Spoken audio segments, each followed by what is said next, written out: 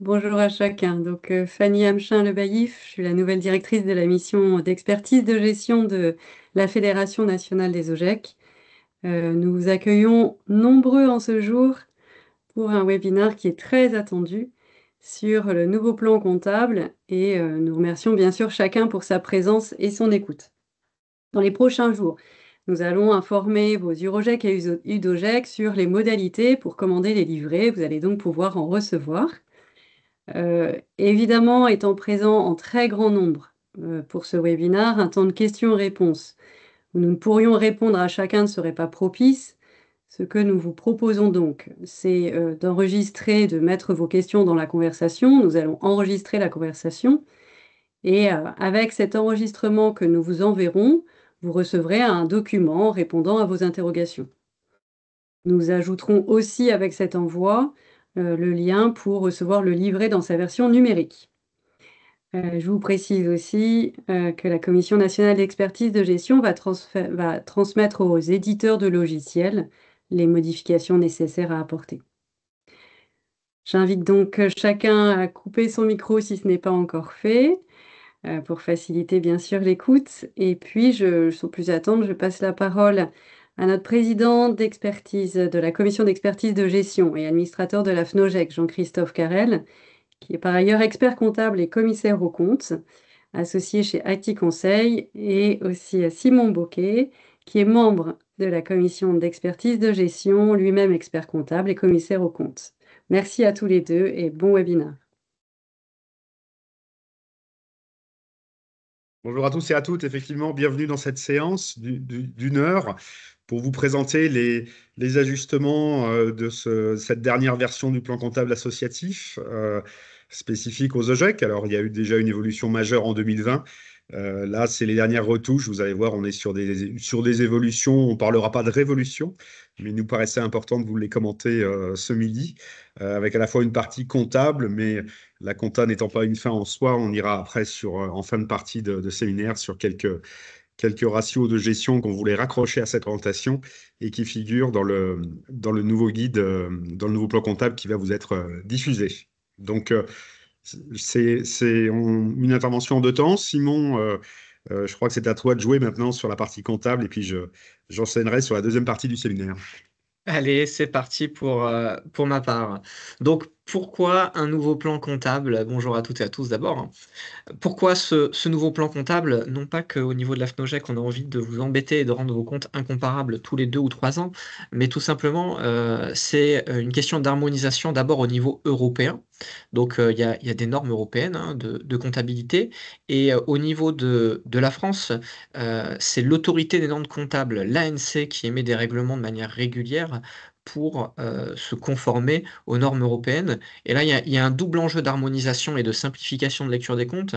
Le premier, il est déjà au niveau de chaque pays européen, et puis le second, il est au niveau de chaque type d'entité, puisque vous n'êtes pas sans savoir que les structures associatives ont des normes comptables qui leur sont propres, comparées aux entreprises et à d'autres structures. Donc on a cet enjeu de problématique de simplification au niveau européen. On a également le règlement, l'ANC 2022-06, qui modifie le règlement ANC 2014-03. Ça vous parle peut-être pas, mais pour ceux qui ont appris le plan comptable général, c'était le PCG 82 à l'époque, qui a connu plusieurs toilettages et plusieurs mises à jour. Et donc le 2014-03, c'est le dernier qui est paru. Et donc aujourd'hui, il n'est pas remplacé, mais il est simplement modifié par ce règlement ANC 2022-06. Et vous allez le voir, il comporte des éléments qui impactent toutes les structures, y compris les associations. Et puis, il y a le règlement qui est spécifique aux associations. Donc, c'était avant le CRC 9901, qui a été applicable jusqu'à 2019 et puis au 1er janvier 2020 de mémoire. C'est l'ANC 2018-06 qui a pris sa suite. Donc, ce règlement ANC 2018 vient être complété par le règlement ANC 2023-03 qui modifie notamment les états financiers de chaque structure et qui impose des choses spécifiques aux associations. Suite à tout ça, le plan comptable de l'enseignement catholique qui découle, hein, de ces réglementations-là, on est obligé de s'y conformer. Donc ce plan comptable associatif, est, spécifique à l'enseignement catholique. Pourquoi il existe? Tout simplement, c'est pour avoir des comptes bien spécifiques. Il est difficile de se faire, une opinion sur les comptes quand en 706 on a prestation de service. On aime bien avoir nos 706-11 pour la partie contribution, 706-12 pour la restauration et 706-13 pour l'internat hébergement. Donc, on a ces subdivisions de comptes, qui nous sont, demandées, pour une harmonisation donc, entre les établissements scolaires. Donc voilà le plan comptable. Pourquoi ce nouveau plan comptable? Le format qui change, donc, si vous me voyez normalement dans un petit carré, je vous ai ramené l'ancien modèle, l'accordéon, hein, qui est là, que tout le monde connaît, qui a eu plusieurs, versions.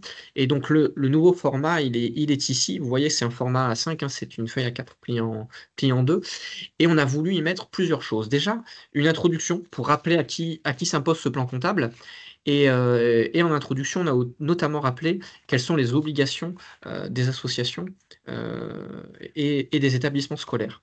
On y a aussi mis un code couleur puisqu'on s'est rendu compte, et ça j'avais beaucoup insisté pour que ça apparaisse dans ce plan comptable, qu'on avait beaucoup de comptes qui étaient spécifiques, que ça soit à l'agricole, aux structures qui font de l'apprentissage, hein, aux UFA et aux CFA, et puis à la formation professionnelle continue. Et donc on a isolé via des codes couleurs, on a été tous unanimes pour mettre le vert pour l'agricole, donc nos 172 de mémoire établissements agricoles qui, j'en suis sûr, sont tous connectés. Bon, bah, vous avez vos comptes, qui sont bien spécifiques et on les a fait valider par Karina Liani qui nous a, qu'on salue et qui nous a dit qu'on était dans le vrai, c'est des bons comptes, pour l'agricole. Donc voilà, on a utilisé ce code couleur et puis on a mis du contenu additionnel parce que comme Jean-Christophe l'a dit, la comptabilité, ce n'est pas une fin. Les OGEC, ce sont bien des organismes de gestion. La finalité, c'est bien de gérer et donc avoir quelques outils additionnels, était assez intéressant. Donc on a nos outils additionnels dans, le plan comptable. Donc, pour aller sur le contenu de nos comptes qui ont été modifiés. Le règlement ANC 2022-06, celui qui s'applique à toutes les structures, hein, c'est un règlement qui est, imbuvable, on va dire, allez, qui est fait pour les sachants. Donc c'est des règlements avec des articles et ce qui est intéressant, c'est de lire les 2 premiers articles parce que quand on lit, les 2 premiers articles, on a compris le contenu. Le mot transfert de charge est supprimé. Donc ça veut dire qu'il y a plus de transfert de charge dans notre comptabilité, hein. Les comptes 790 n'existent plus. Et puis sont comptabilisés en résultats exceptionnels les produits et les charges directement liés à un événement majeur et inhabituel. Donc on va avoir une définition du résultat exceptionnel qui est différente de ce qui se faisait auparavant et vous allez voir que ça va avoir un impact qui est important sur nos comptes. Donc on va d'abord regarder un petit peu de quoi on parle quand on parle de la suppression des transferts de charges parce que dire qu'on n'utilise plus les transferts de charges ne nous donne pas la solution sur que faire. Nos transferts de charges, on a d'abord les charges qui ne sont pas inscrites, directement, au crédit des comptes adéquats. Donc aujourd'hui, la méthode, ça va être de les mettre au crédit des comptes de charges appropriés. Ça, c'est le premier point. Ensuite, il y a le deuxième point, c'est sur la refacturation diverse. Beaucoup d'établissements refacturent de la mise à disposition de personnel, des commandes groupées et cetera et donc ça va faire partie des produits des activités annexes donc ça va être dans les comptes 708 et principalement, hein, pour la partie, personnel refacturé, dans les comptes 708-400. Et puis on a les indemnités d'assurance, hein, qui, vont aller au crédit du compte 758-700, peu importe la nature, c'est-à-dire qu'il y a un compte prévu pour les indemnités d'assurance. Et enfin, le compte 649 est recréé, je dis bien recréé, puisqu'il existait déjà auparavant. Sur le dernier règlement, on nous a dit: «Vous n'utilisez plus le 649, c'est 641-900» et donc on nous dit maintenant d'utiliser le 649 et y compris pour tout ce qui est remboursement reçu directement en compensation de charges de personnel, notamment nos indemnités journalières. Donc ces choses-là vont en 649. Voilà pour le sujet des transferts de charges. Il n'y a rien de très technique sur les transferts de charges. Il faut simplement retenir que, il y a une suppression et vous avez à l'écran et dans le nouveau plan comptable, l'endroit où, il va falloir classer tout ça. Sur la nouvelle définition du résultat exceptionnel, il y a un enjeu sur la définition. Il faut qu'on s'y attarde un petit peu puisque, on nous dit qu'un événement est exceptionnel lorsqu'il est, majeur et inhabituel. Donc on a la définition de l'événement majeur, hein. Un événement majeur, c'est lorsque ses conséquences sont susceptibles d'exercer une influence sur le jugement que pourrait avoir le lecteur des documents de synthèse quant au patrimoine, à la situation financière et aux résultats, mais aussi au regard des prises de décision qui peuvent en découler. Donc ça, c'est important. L'événement majeur, on voit que c'est quelque chose qui a une importance. L'événement inhabituel, c'est celui qui ne se reproduit pas, hein, n'est pas lié à l'exploitation normale et courante de l'entité. Un événement est présumé inhabituel lorsqu'un événement ne s'est pas produit au cours des années, précédentes, des exercices précédents, et qu'il est peu probable qu'il se reproduise au cours des prochaines années. Donc on a cette double définition cumulative, et pour savoir ce qui est majeur et inhabituel, vous avez sur la page suivante l'arbre de décision du résultat exceptionnel. Donc, ce résultat exceptionnel, il faut se poser la question quand on a un doute, est-ce que mon événement il est majeur et inhabituel? On a la définition qu'on vient de se dire, si c'est pas majeur et inhabituel, c'est dans le résultat courant. Si on a un événement qui est majeur et inhabituel, on va prendre un exemple. Le Covid. Le Covid, c'est un événement qui était majeur et inhabituel. Imaginez, on a un nouveau reconfinement. Ne l'imaginez pas, mais c'est peu probable, mais ça pourrait arriver. Oui, je vais, à la question suivante. Y a-t-il des produits et des charges directement liés à cet événement? Alors certes, si vous regardez vos comptes Covid, l'année du Covid, on a eu beaucoup de baisses de dépenses, quelques baisses de recettes. On a finalement eu peu de charges et de produits exceptionnels. Donc il faut se poser la question de: est-ce qu'il y a eu des produits et des charges directement liés à cet événement? Si la question est non, la réponse est non, c'est un résultat courant. Si la réponse est oui, s'agit-il de produits et de charges supplémentaires qui n'auraient pas été constatés en l'absence de cet événement? Et là, il faut le comptabiliser en résultat exceptionnel. Moi, j'attire votre attention sur l'arbre de décision. Il n'est pas question de se dire est-ce que c'est des charges et des produits qui sont majeurs et inhabituels? C'est vraiment l'événement qui est majeur et inhabituel. On va avoir en événement, majeur inhabituel que de très rares cas, et on ne devrait quasiment plus avoir de résultats exceptionnels dans nos comptabilités.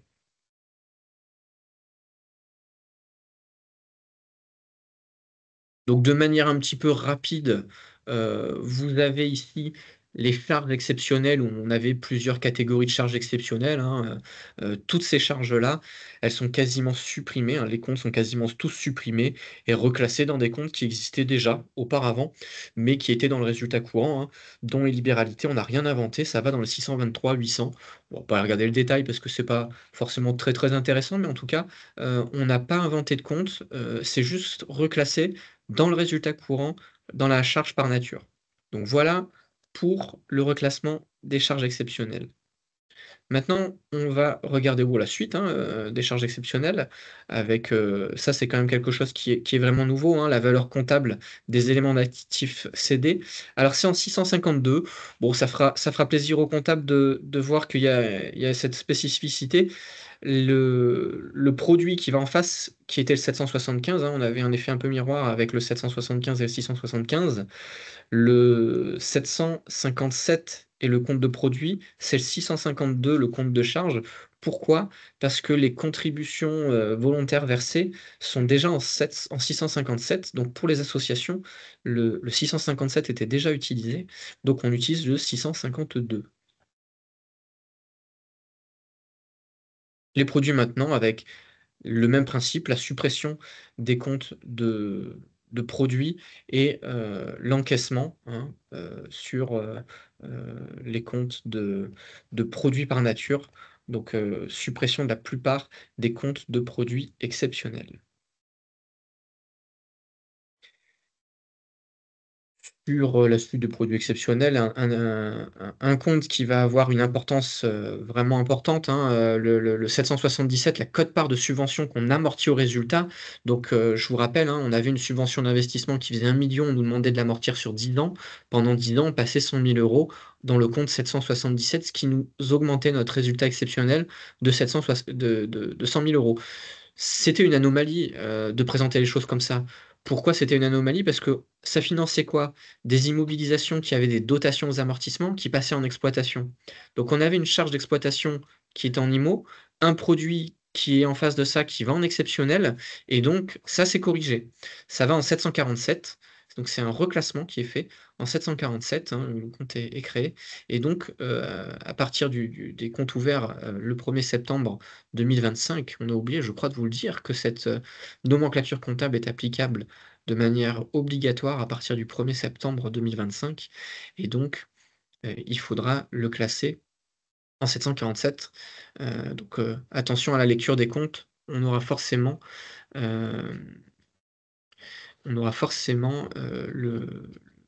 ces questions-là. Je vois qu'il y a Marine qui nous écrit.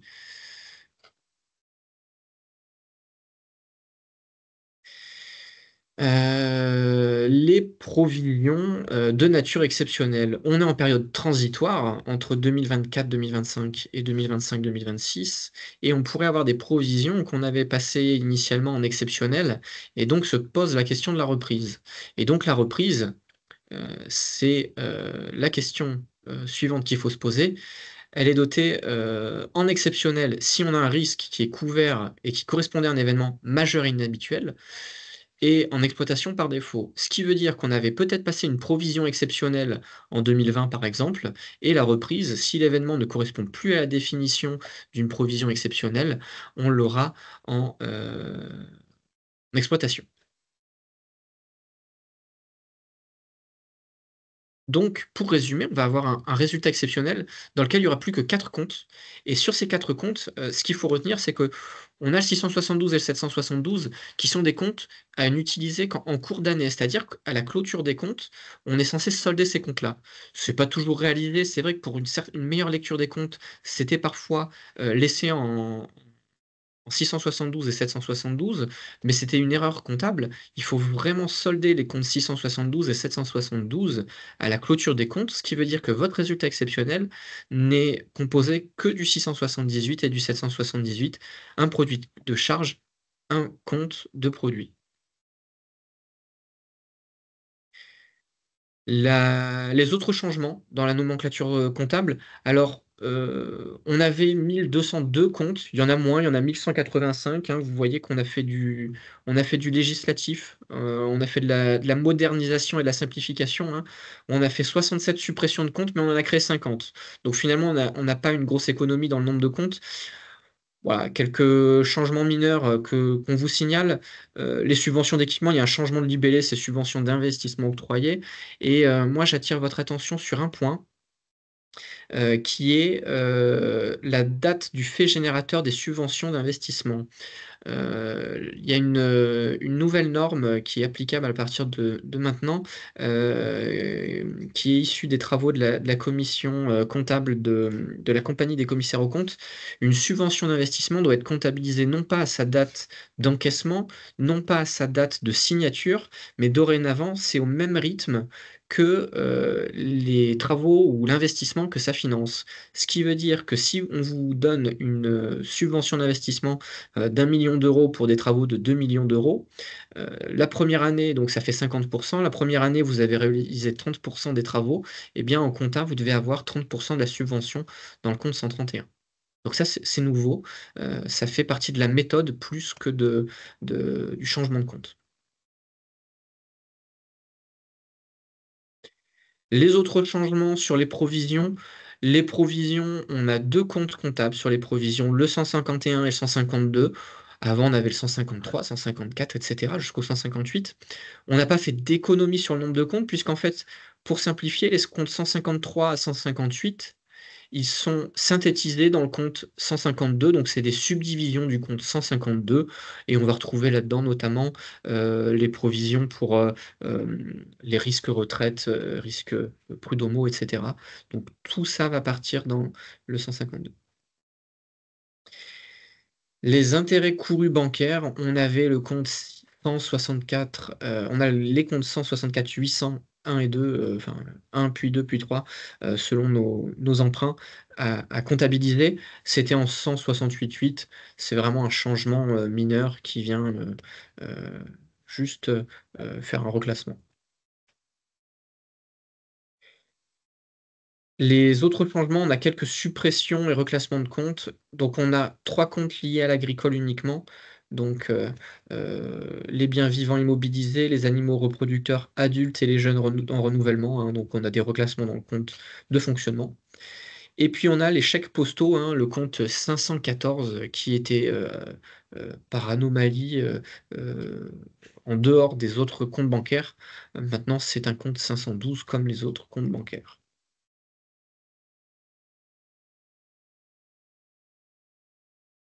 Je passe la main à Jean-Christophe pour l'impact sur l'exercice N de première application, puisque voilà, on a Jean-Christophe qui nous a fait un tableau synthétique. C'est son œuvre, mais je vous invite à la recopier. Ça permettra d'avoir vraiment une meilleure lecture.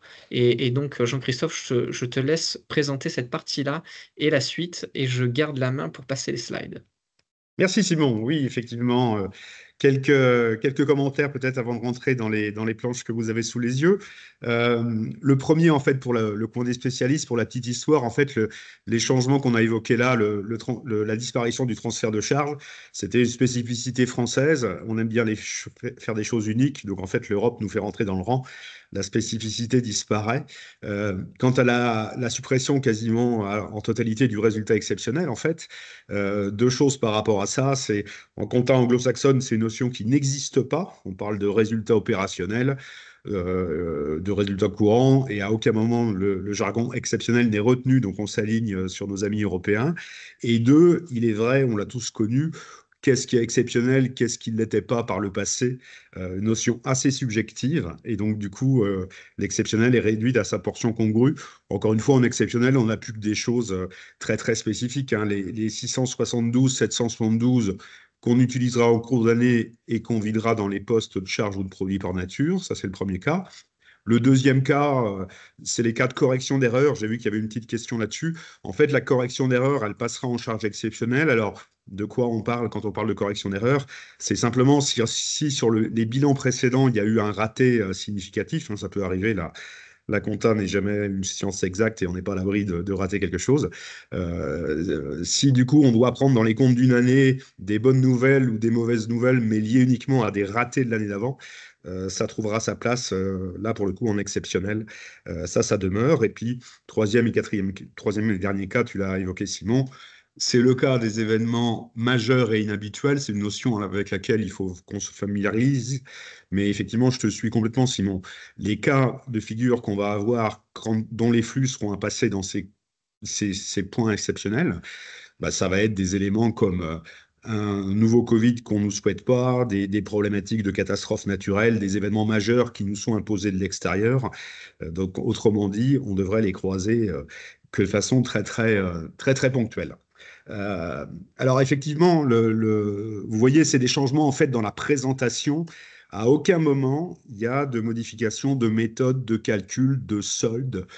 C'est vraiment de la présentation qui change. Quand on prend l'ancien référentiel par rapport au nouveau, on finit avec le même résultat au même centime près, hein. Il y a aucun impact sur les changements de méthode, comme on avait pu les connaître il y a des années, par exemple, sur des raccourcissements de durée d'amortissement ou d'amortissement par composant. Là, effectivement, c'était des modifs qui entraînaient un impact sur les montants. On n'est pas dans ce cas-là cette année, on est sur des reclassements de présentation.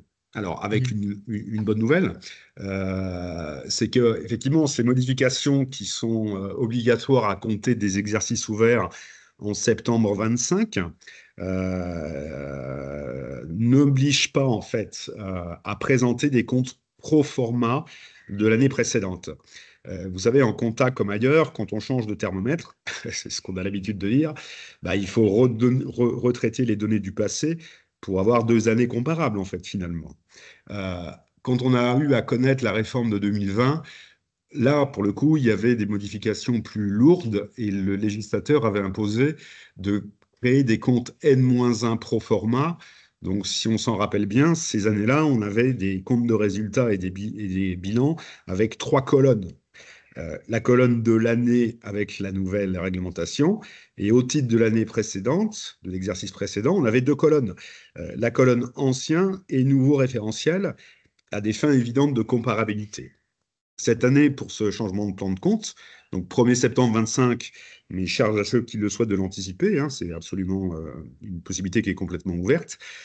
Pour ce changement de réglementation, pas de colonne L-1 retraité, enfin que 2 colonnes, on va trouver 2 colonnes dans nos comptes, donc ce seront nos clôtures 31 août 26. On aura août 26, nouveau référentiel, comparé à août 25 avec l'ancien. Donc ça, c'est quand même une bonne nouvelle, puisque ça va permettre d'avoir une présentation assez légère des choses. Par contre, effectivement, ce qui paraît important, c'est, comme on dit, il faut que les comptes soient intelligibles. C'est-à-dire que les comptes, vous savez, c'est l'actif, le passif, le compte de résultat et l'annexe. Hein, l'annexe et ses commentaires et ses tableaux font partie des comptes. Bah, c'est dans cette annexe-là qu'on expliquera qu'il y a eu un changement de réglementation, un changement de méthode comptable qui nous est imposé par le législateur. Et pour que le lecteur puisse bien comprendre l'impact sur les comptes, alors le lecteur, qu'il soit interne ou externe à nos objets, peu importe, on a une bonne pratique en la matière, c'est de présenter un petit tableau en début d'annexe, et on le fera une fois pour toutes, hein. Il n'y a que cet exercice ou 26 qui l'accueillera. C'est un tableau qu'on vous a formalisé, que vous avez à l'écran, qui permettent sur les agrégats majeurs du compte de résultat. L'idée n'est pas de refaire un compte de résultat complet en annexe, hein, mais raisonnons uniquement sur nos résultats intercalaires, c'est-à-dire le résultat d'exploitation, le résultat financier, le résultat exceptionnel et le résultat net. Il sera sûrement utile de présenter un petit tableau qui permettra de la sorte au lecteur de voir très très rapidement l'impact de la modification. On aura août 26, nouvelle réglementation, et on aura août 25, ancienne et nouvelle réglementation permettant d'assurer une comparabilité largement aisée. Sur cette application, première application, sur le slide qui suit, en fait, on a quand même quelques éléments qu'il faut qu'on ait en tête au titre des bonnes pratiques. Alors, la bonne pratique, elle est écrite au singulier, mais il y a plusieurs bonnes pratiques, au moins 2, qu'on vous soumet pour la mise en place progressive de ce plan de compte nouvelle formule. Le premier, en fait, c'est que en termes de suivi budgétaire, de tableau de bord, d'établissement de votre budget 25-26, donc un budget qui se travaille peut-être actuellement, hein, sur le printemps, sur l'été, qui sera mis à jour à la rentrée avec les chiffres des effectifs définitifs. Prenons peut-être le pli, dès ce budget 25-26, de retenir le nouveau format de compte avec sa suppression de transfert de charges et son exceptionnel qui est fondu dans l'exploitation. Utile peut-être de faire ce budget dès maintenant sous le nouveau format pour pouvoir suivre, une fois l'exercice ouvert, l'avancée des réalisations et le définitif avec une trame comparable. Un deuxième point peut-être aussi de bonne pratique, mais la plupart d'entre nous y auront pensé sans souci, c'est que vous avez vu en transfert de charge, on peut trouver des remboursements, des prises en charge de dépenses de personnel. Alors, je pense moins au remboursement de formation aux agences de financement de la formation, mais je pense davantage aux IUSS, aux indemnisations de nature publique qu'on peut avoir à l'occasion d'absence de salariés. Jusqu'à maintenant, il y avait 2 méthodes, en fait. Il y avait le transfert de charge ou directement la charge créditrice, mais on l'avait plutôt en transfert de charge. Et là, bien entendu, comme ce sont des écritures qui souvent sont interfacées et se déversent par la paye, pensons bien dès peut-être le 1er septembre, dès la paye de septembre 25, à modifier le paramétrage de l'interface de paye pour que ces flux tombent directement dans les bons 64-9, hein, puisqu'on sera en compte de charge créditrice. Donc ça commencera par 64 avec une subdivision 9 à la fin, qui signifie que le compte fonctionne à l'envers, qu'il est créditeur. Peut-être quelque chose à engager dès le début de l'année si on veut s'éviter des OD à non plus finir au terme de l'exercice. Alors, sur le support qu'on vous enverra par mail, on vous a présenté, on ne va pas en faire une lecture littérale bien entendu, mais l'actif passif compte de résultat avec en fluo orange. Vous allez voir les libellés qui ont été amenés à bouger. Alors parfois c'est à la virgule, parfois c'est des compléments de mots, parfois c'est des mots qui sont enlevés. On passera toutes ces infos aux différents éditeurs de notre secteur pour que tout ça soit pris en compte dans le nouveau plan comptable, en fait. Mais bon, vous regarderez, il n'y a rien de révolutionnaire, hein. C'est vraiment une petite retouche cosmétique. Pareil au niveau du passif, et sur les deux planches qui suivent, vous avez la même chose sur le compte de résultats. Donc là, vous avez la partie produit, et c'est là qu'on voit apparaître les produits exceptionnels qui, par le passé, se trouvaient tout en bas du compte de résultats.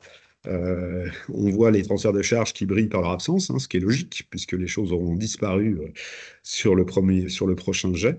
Et vous avez, pour en terminer, les charges d'exploitation qui sont également légèrement modifiées. On arrive tout en bas du compte de résultats. Petite particularité, le résultat exceptionnel, cette ligne 4, finalement, on a produit exceptionnel, charge exceptionnelle, qui constitue le résultat exceptionnel. Pour ceux qui l'ont en tête, le plan comptable actuel, dans sa version synthétique du compte de résultat, au niveau de l'exceptionnel, on avait 3 lignes de produits, 3 lignes de charges. La réforme fait que ces lignes n'ont plus d'utilité. On a des produits exceptionnels et ou des charges exceptionnelles, sans plus de détails nécessaires, en fait. Donc, on vous fait passer ces éléments pour que vous soyez bien en fait et pour bien vérifier en fait que vos logiciels seront à jour de ces évolutions. Voilà sur cette partie. Sur Je cette me, partie. je me Oui, Simon, permets un bien complément, sûr. Jean-Christophe, sur les contributions volontaires en nature. On a toujours tendance à les oublier parce qu'elles n'apparaissent pas dans nos flux financiers. Mais je rappelle que depuis le règlement NC 2018-06, c'est une obligation de les évaluer et de les faire apparaître dans la mesure où on est capable d'en donner un chiffrage. Donc on a souvent les fameux loyers estimés, hein. Vous savez, quand on n'est pas propriétaire et de nos terrains, qu'on a un bail et qu'on ne paye pas un loyer à valeur de marché, le complément de loyer, on peut le passer et on doit le passer en contribution volontaire, ce qui nous servira, c'est une parenthèse sur la gestion scolaire, gestion propre, mais ça nous servira, donc il faut absolument que ça paraisse et ça fait partie des éléments importants puisque c'est rarement insignifiant comme montant. Puis bénévolat à la marge, mais toujours montrer le bénévolat dans nos comptes.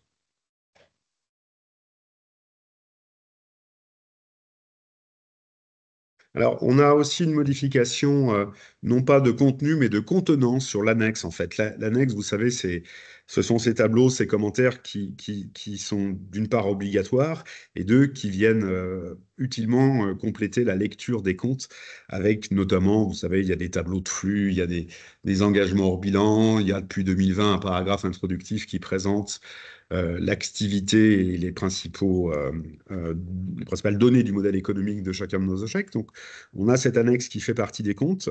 Important de pas la négliger. Et là, en termes de modification, on n'a pas d'ajout, pas d'enlèvement de tableau, les choses sont ISO. La grosse nouveauté, par contre, qu'on nous dit, et tant mieux parce que ça allège quand même des choses qu'on mettait dans le doute par le passé, les tableaux de l'annexe doivent être mis à partir du moment où, un, ils sont prévus par la réglementation comptable, mais deux, à partir du moment où ils ne sont pas néants.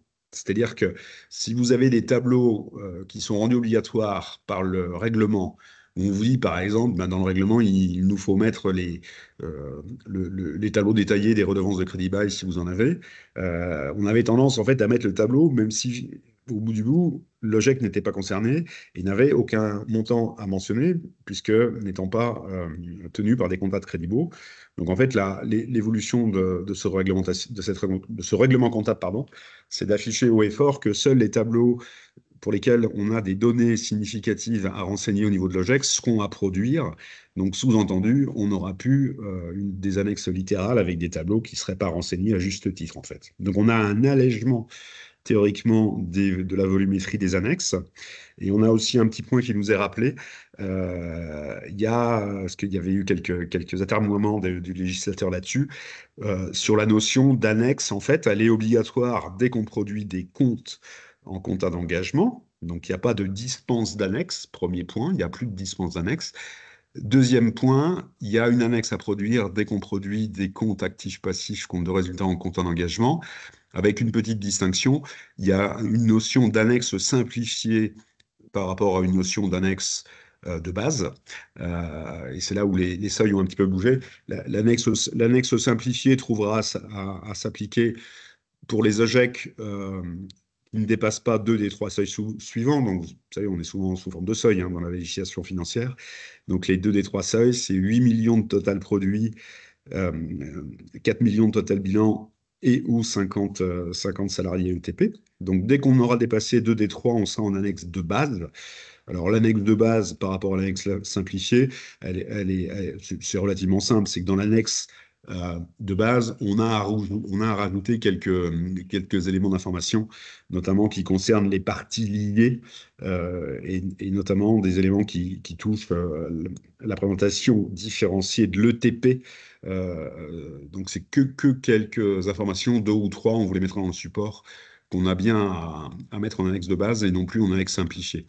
Après, qui peut le plus, peut le moins. Je veux dire, si vous partez tous sur une annexe de base, même si vous êtes sous les seuils, bien entendu, on ne vous en voudra pas.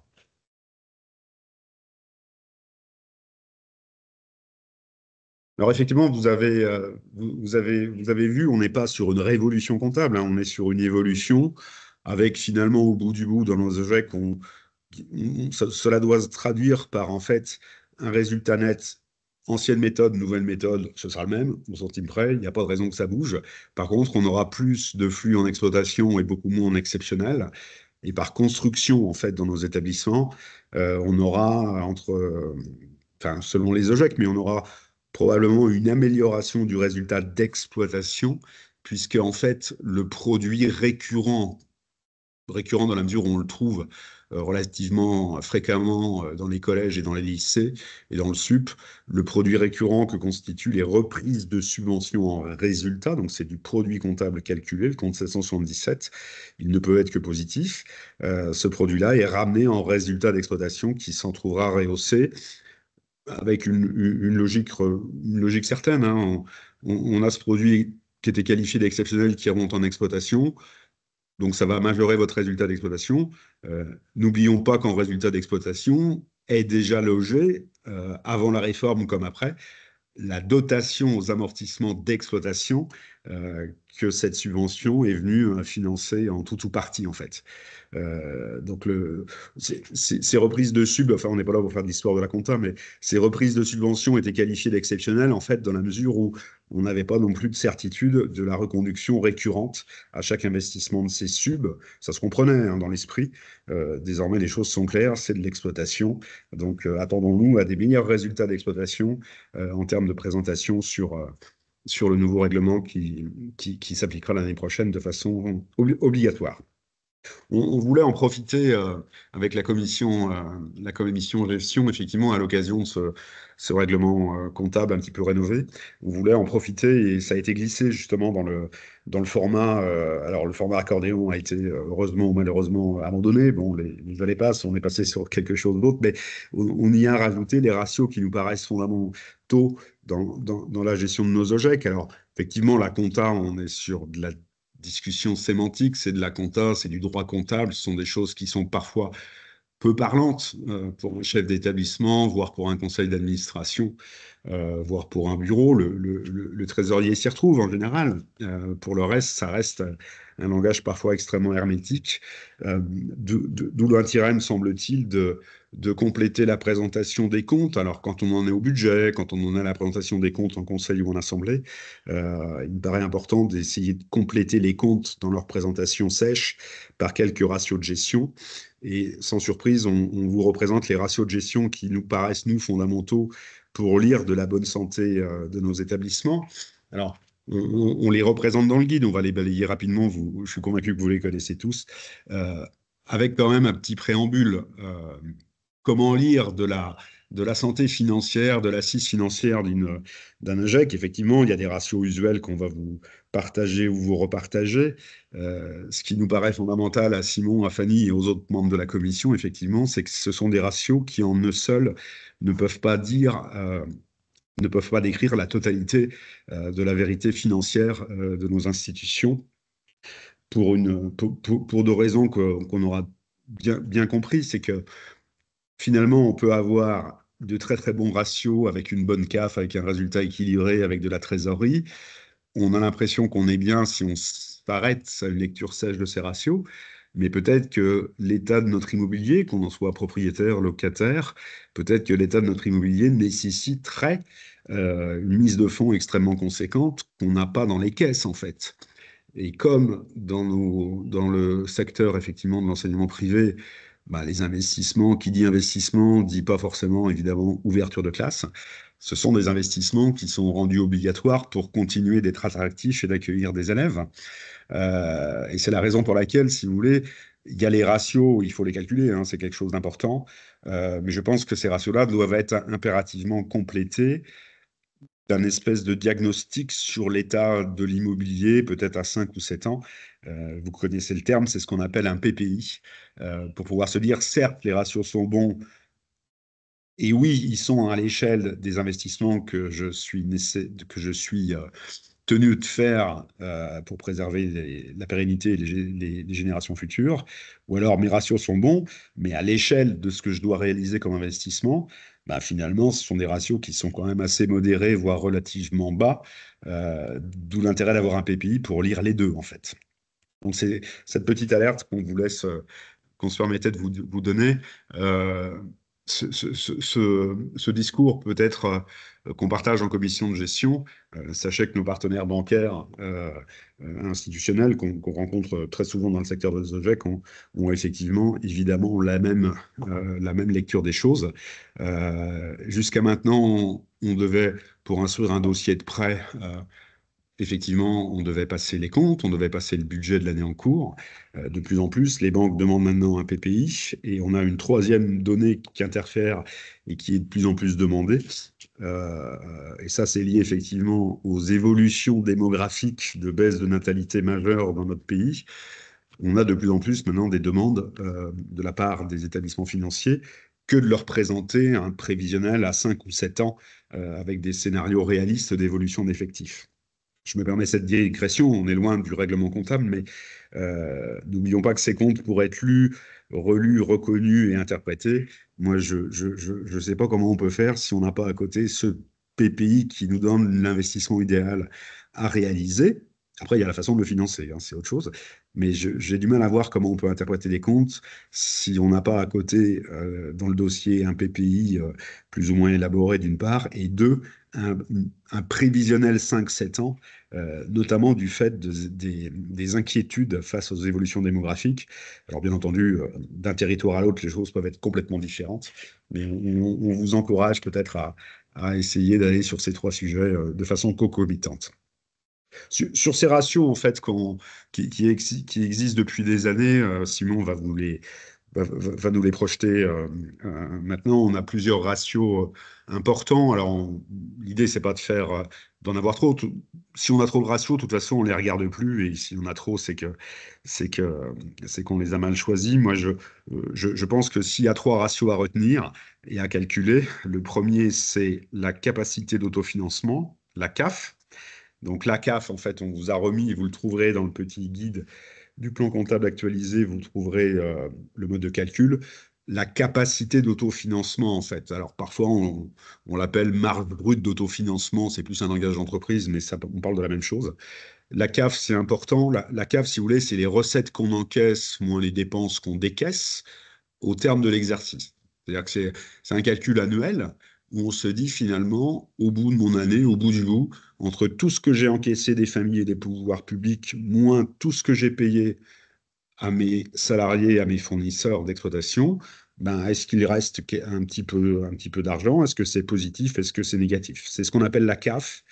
Je trouve d'ailleurs que c'est un agrégat qui est aussi important, voire davantage, que le résultat en lui-même, en fait.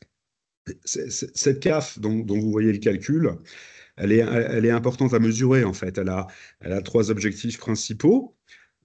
Le premier, en fait, c'est qu'elle doit être suffisamment élevée pour couvrir le remboursement en principal de vos emprunts existants. Ça, c'est le premier rôle de la CAF. La CAF, c'est les recettes qu'on encaisse moins les dépenses qu'on décaisse. Dans les dépenses qu'on décaisse, le remboursement de la dette en principal, hein, vraiment la partie du capital, n'est pas une charge, vous savez, en compta. Ce qu'on a en charge, c'est les frais financiers sur les emprunts. En fait, c'est le service de la dette. Donc, si vous voulez, la CAF, quand on la calcule, recettes encaissées moins dépenses encaissées, dans les dépenses décaissées, pardon, on a les frais financiers. Par contre, on n'a pas le remboursement principal. Et donc, il nous faut assurer et tenir une CAF qui soit positive, pour jouer son premier rôle, qui est d'assurer et de couvrir le remboursement du prêt en capital. Ça, c'est le premier rôle de la CAF. Le deuxième rôle de la CAF, c'est en fait qu'elle soit positive pour pouvoir permettre à nos OGEC d'investir de façon régulière et récurrente sans aller chercher de l'emprunt systématiquement. Alors, on parle souvent d'investissement de renouvellement, on parle d'investissement de matériel de bureau, informatique, tous ces menus investissements, mais qui font quand même des sommes. Ben là, l'idée de bonne gestion, peut-être, sûrement, c'est que la CAF les couvre. Autrement dit, qu'on n'ait pas soit à taper dans les réserves, soit à aller chercher un prêt pour financer ces investissements qui sont relativement récurrents. Une année, ce sont les tablettes, l'autre année, c'est du mobilier, la troisième, on est sur l'informatique. Ce sont des investissements qui doivent se payer tous les ans avec la CAF, en fait. Donc cette CAF, important de l'avoir en tête et de la calculer. Et simplement, pour mémoire, le mode de calcul de la CAF, il est relativement simple. Hein. Quand on dit c'est les recettes encaissées moins les dépenses encaissées, bah finalement, c'est toutes les recettes qu'on a dans le compte de résultat et toutes les charges, à l'exception des produits qu'on n'encaisse pas et des charges qu'on ne paye pas, en fait. J'enfonce des portes ouvertes, mais on peut la calculer, en fait, en partant de notre compte de résultat, du niveau du résultat net. Et donc, ce résultat net, lui, il aura été plombé par les dotations aux amortissements et le compte de valeur nette comptable des IMO vendus, hein, parce que ça, c'est pas une charge qu'on paye. Donc, si vous voulez, pour calculer la CAF, partons du résultat, on va le majorer de toutes ces charges atypiques qu'on ne paye pas, les amortissements, les provisions, la valeur nette comptable des IMO cédés. Et puis, on va, à l'inverse, retirer du résultat pour retomber sur la CAF. On l'aura compris, on va retirer le compte d'étalement de la subvention d'investissement au résultat. Donc, le produit, le 777, ancienne réglementation, ça, c'est un produit comptable étalé. On n'encaisse pas tous les ans le 777. Hein. La sub, on l'a encaissé au démarrage. Le 777 n'est juste qu'un étalement dans le temps de la prise en compte du produit. Donc, ce 777 qui deviendra 757 à l'ouverture du prochain exercice sera en fait effectivement rajouté au résultat pour retomber sur la CAF. Voilà ce que je voulais peut-être vous préciser sur ce premier ratio qu'on a l'habitude de mettre en avant dans les OGEC comme dans les assos, comme dans les sociétés, en fait. Et on a Alors après, nos oui, standards dans l'enseignement catholique sur ce ratio, sur chacun des ratios qu'on vous présente, hein, d'ailleurs. Donc sur celui-ci, c'est 10 à 12% des produits courants encaissables. C'est-à-dire que quand on encaisse 100 des familles et des collectivités, il faut qu'il reste 10 à 12 pour payer les emprunts, les investissements de l'année, peut-être un peu d'épargne si on a un PPI à financer par la suite. Et ça, c'est si on a un loyer qui est proche du marché. Si on n'a pas de loyer à payer ou un loyer quasiment insignifiant, c'est 15 à 18%. Donc ça fait quand même, quand on regarde les comptes de nos établissements, rares sont ceux qui sont proches des 18% quand même. absolument. Je te rends la main.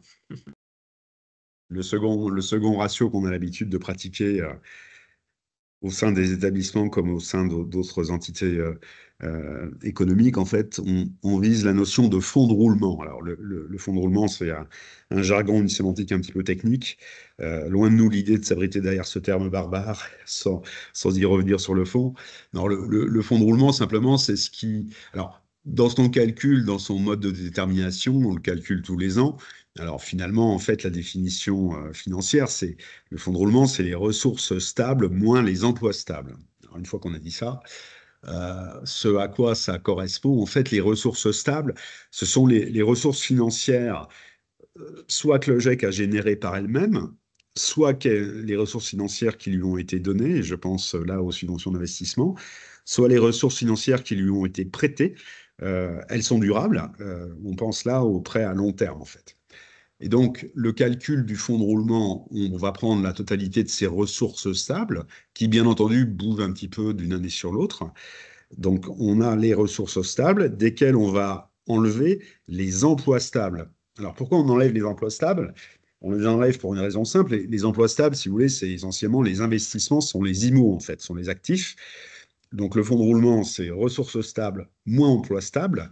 On enlève les emplois stables pour tomber sur le fonds de roulement, puisqu'effectivement, le fonds de roulement, c'est l'excédent des ressources stables qui n'auront pas été consacrées aux emplois stables, en fait. Donc le calcul ressources stables moins emplois stables, ça vous donne ce qu'on appelle un fonds de roulement. Et ce fonds de roulement-là, alors, dans la plupart des cas, il est positif en situation d'urgence et d'alerte financière. Il peut flirter avec le zéro, voire devenir négatif. Mais il est fondamental d'avoir un fonds de roulement positif, bien positif, pour une raison assez simple, en fait. Ce fonds de roulement, finalement, à quoi va-t-il servir? Bah, c'est le prix de la sécurité. Si vous avez un fonds de roulement positif, c'est que vous avez dans vos caisses, au besoin en fonds de roulement prêt, hein, je ne vais pas rentrer dans le détail, mais un fonds de roulement positif sous-entend que vous avez une réserve de trésorerie de sécurité, puisque nos ressources stables n'auront pas été totalement consacrées à nos investissements. Et donc ce fonds de roulement, qui dit fonds de roulement stable, dit réserve de trésorerie de sécurité. Et c'est là qu'on a besoin de cette trésorerie de sécurité. Alors, trésorerie de sécurité pour absorber un éventuel pépin, un éventuel souci, une baisse ponctuelle de vos effectifs qu'on ne vous souhaite pas. Mais là, on est bien content d'avoir du fonds de roulement si jamais on a une tendance à la baisse de la CAF. Ça, c'est le premier point. Donc là, on est plutôt dans les situations qui seraient non pas dans le rouge, mais dans le orange. La deuxième vocation de ce fonds de roulement, et là, on en a besoin, quelle que soit la structure financière et les perspectives de nos OGEC, c'est que vous savez bien qu'on a un cycle de trésorerie dans les OGEC qui est très particulier, puisque de septembre à janvier, schématiquement, ou de septembre à décembre, ou septembre à février, on est sur une période de l'exercice qui fait quand même quasiment 5-6 mois, hein, c'est quasiment la moitié de l'année comptable, période pendant laquelle on a des contributions familiales qui tombent, on a des encaissements, on a des décaissements, évidemment, les salariés sont payés tous les mois, les prestataires, les plus gros, la restauration, les fluides, tout ça sont des gens qu'on paye tous les mois. Mais par contre, ce qu'on n'a pas tous les mois et ce qu'on n'a pas sur les 4, 5, 6 premiers mois de l'exercice, donc de septembre à décembre ou à janvier, ce sont les financements publics en fait. Alors, ça dépend d'une collectivité locale à l'autre, ça dépend d'une région, d'un département à l'autre, mais bien souvent, nos financeurs publics raisonnent en année civile budgétaire et on commence à toucher les premiers forfaits publics en janvier, et c'est concentré de janvier à août. Et donc, si vous voulez, la conséquence financière, c'est que de septembre à janvier, nos OGEC, sauf exception, consomment de la trésorerie avant de remonter et de reconstituer de la trésorerie de février à août, en fait. Et donc, cette période un petit peu non pas de tension de trésorerie, mais de consommation, et c'est pareil tous les ans, hein, le cycle, on le connaît bien, ces 6 mois de consommation nette de trésor avant de repasser dans l'autre sens nécessitent d'avoir un fonds de roulement, effectivement, pour ne pas partir tout nu et avoir une trésorerie suffisante pour ne pas être en difficulté financière sur les 6 premiers mois de l'exercice. Alors, à combien le fonds de roulement, à combien est la norme, à combien la FNOJAC préconise, on était sur une notion de sécurité d'un fonds de roulement qui représente au moins 3 à 4 mois des dépenses réelles de fonctionnement. C'est un ratio qui a du sens et qui a toujours son actualité. Je temporais peut-être sur un petit point, c'est que effectivement, quand on dit il nous faut 3-4 mois, bah, c'est le niveau de fonds de roulement qui nous permet de passer haut la main les 6 mois de l'année pendant lesquels on mange de la trésor avant de la reconstituer, ça c'est sûr. Mais par contre, dans ces 3 à 4 mois, on n'intègre pas, c'est pas intégré dans le calcul, c'est le montant des fonds propres qu'on espère mettre dans le PPI, dans les investissements futurs en fait. Par construction, les 3 à 4 mois ne représentent que la ligne de flottaison de sécurité financière. Si à côté on a un PPI qui nécessite des investissements avec une mise de fonds propres, il faudra effectivement que ce 3-4 mois soit rehaussé du montant des fonds propres dont on a besoin sur plusieurs années. Hein. Donc c'est pour ça que l'articulation des comptes et la lecture des ratios doit se faire évidemment avec le PPI. Sinon, on marche que sur une jambe et on risque de se faire peur ou à l'inverse d'avoir le sentiment d'une sérénité qui n'est pas tout à fait le cas au regard de l'investissement nécessaire. Et vous avez sur la fin des diapos, vous avez un dernier slide de ratio de gestion, Simo, qui vous présente en fait. Excuse-moi, Simo, c'est écrit un peu petit. Alors, l'amortissement du long terme, on a passé la partie personnelle qui est juste avant. Ah J'imagine oui, que tu pardon, ouais. voulais sur l'amortissement du long Ouais. terme, puisque tu étais sur le sujet du financement. Effectivement, là, effectivement, bon, c'est les différentes notions de CAF. On se propose de les passer. Et puis, pour en terminer, parce que je vois que l'heure tourne, vous trouverez dans le support, on vous l'a mis. Alors, ça, vous en avez l'habitude pour ceux qui vont fréquemment sur EasyGestion d'Isidore.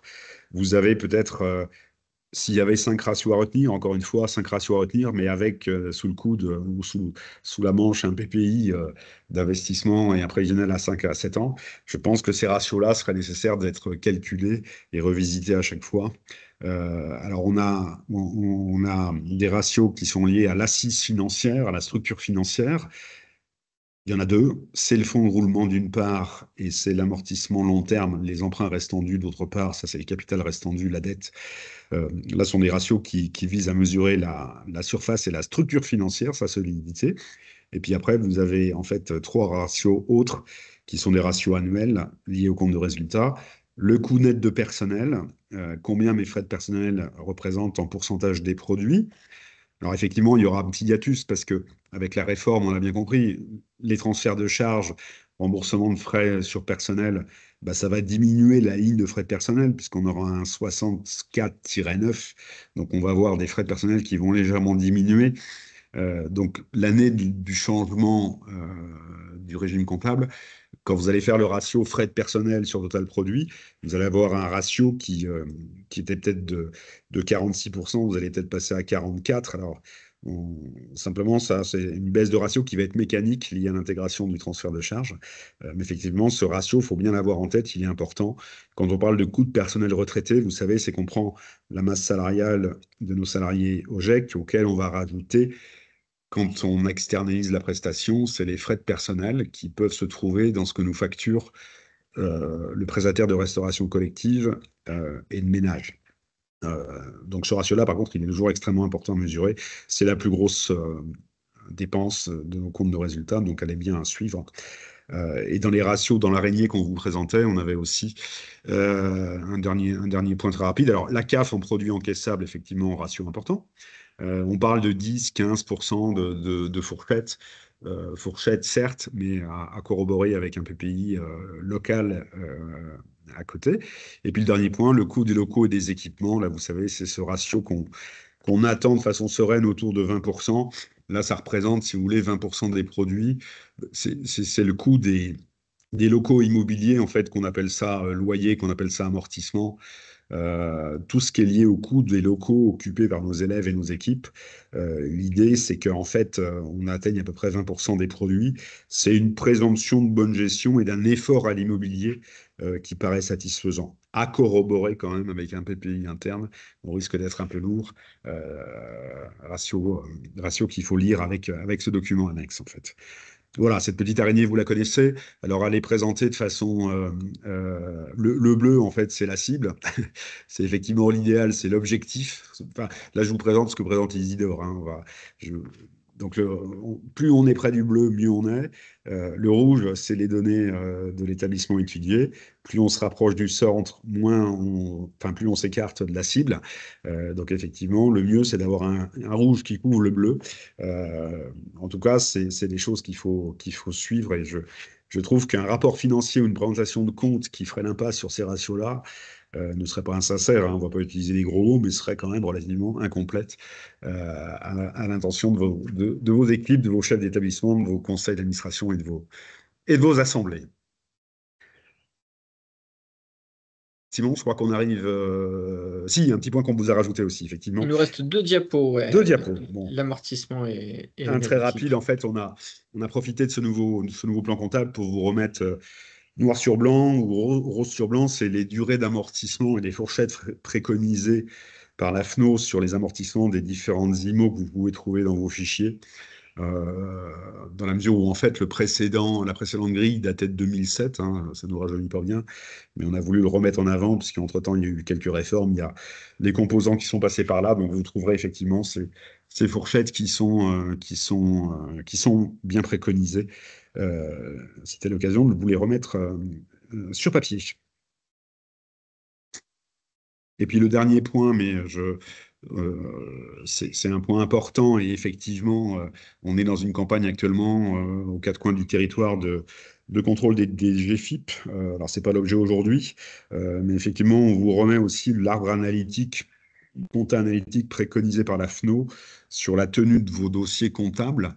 Là, on a parlé de la réforme de la compta générale, mais derrière, il peut y avoir des arbres et des axes analytiques. Euh, on se trouvait qu'il n'était pas inintéressant de réaborder la structure. Elle n'est pas obligatoire, hein, c'est pas du légal ça en fait, hein, mais c'est par contre une bonne pratique qui permet quand même de suivre les excédents ou les insuffisances de recettes par rapport aux dépenses des différentes activités proposées, avec une distinction entre la gestion scolaire et la gestion propre ou patrimoniale. Alors, sujet qui peut être parfois technique et par une approche au cas par cas mérite d'être retenue dans la définition ou la validation de l'arbre. Mais je crois que la FNOJAC a prévu quelques événements comparables à celui de ce midi, spécialement sur cette compte analytique, pour rappeler aussi les tenants, les aboutissants et préconiser quelques bonnes pratiques. C'est quelque chose dont Fanny va nous parler et qui rejoint effectivement l'actualité, non pas brûlante, hein, parce qu'il ne faut pas non plus je pense qu'il ne faut pas dramatiser les choses au vu des premières conclusions des contrôles qui nous sont parvenus. Mais effectivement, ça tombe bien en termes de calendrier par rapport au contrôle des DGFiP que vous avez pu peut-être connaître déjà dans vos différents établissements. Voilà, ce petit zoom de gestion en complément de ces comptes, en espérant que le propos ait été relativement fluide. Merci en tout cas Jean-Christophe, merci Simon. C'est effectivement pas un exercice facile d'allier à la fois cette réforme du plan comptable et puis cette mise en perspective du plan comptable au service de la gestion. Ça nous semblait vraiment important de le faire. Tout ça étant évidemment au service du pilotage de nos établissements et puis de pouvoir arbitrer nos projets à mener. Donc merci beaucoup. Comme on vous a précisé tout au début, l'enregistrement, le montage, le support, ainsi qu'un document reprenant vos questions en y répondant à travers une foire aux questions, vous sera envoyé et sera mis aussi dans la documentation Isidore. Euh, il nous semblait important de vous dire que, effectivement, pour reprendre ce que tu disais, Jean-Christophe, euh, de la comptabilité à la gestion, on passe par l'analytique. Et donc, effectivement, on pense à nos contrôles budgétaires. Deux événements à venir concernant les contrôles budgétaires à travers deux webinars, l'un sur la loi Debré, l'autre sur les contrôles budgétaires avec leur préparation et leur déroulement. Donc j'ai envie de dire un webinaire en deux tomes, donc qui auront lieu d'ici le mois de juin, avec accompagné à cela une note sur les contrôles budgétaires. Donc on vous remercie pour votre participation, on vous remercie pour votre écoute. Et puis la FNOJEC vous dit donc à très bientôt pour ces deux nouveaux événements. Bon après-midi à chacun et merci à tous pour le travail réalisé, bien sûr, au service de chacun de nos élèves. À bientôt.